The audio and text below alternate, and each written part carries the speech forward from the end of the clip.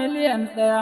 Ina son ki ce mini lamba ɗaya. Sanda ba ke aka tambaye na aure ba yanzu ba, amma yanzu ko banki ma a ɗaura shi a take ba.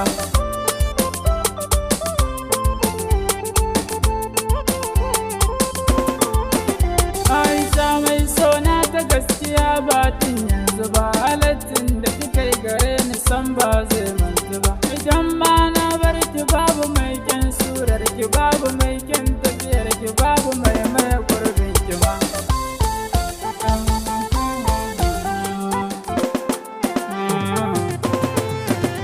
Aisha ƙaunar ki ce take yayin damuwa, ki tallafa raina da ke kaɗai zan iya rayuwa. Wanda bai ƙaunar Aisha ku ce bai san gaskiya, idan ya matsa anguwarsu za a yi musu dariya. Akwai nutsuwa Aisha kurewa lamba ɗaya, silar ki na san ko masu kwana daidai ɗaya.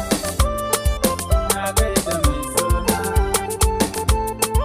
na gaida mai sona.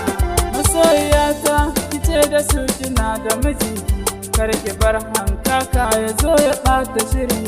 Ni nake son ki da gaskiya na kare haƙinki, tambarin ki daban 'yar saraki babu kalar ki.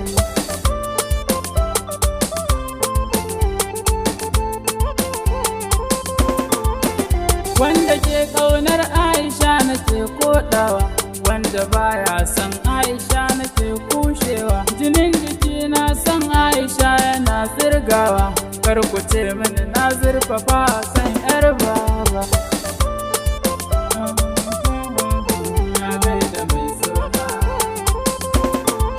Masoyiyata ko me kike bukata gashi, duk abin da kike so na bar shi na kyale shi.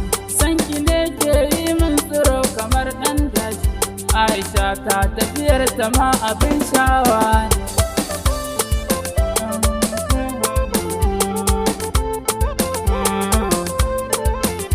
Aisha auta na gaida mai sona, dole wake ta na gaida mai sona. Dan Allah kar ku kushe ta na gaida mai sona, ke nake ƙauna na gaida mai sona.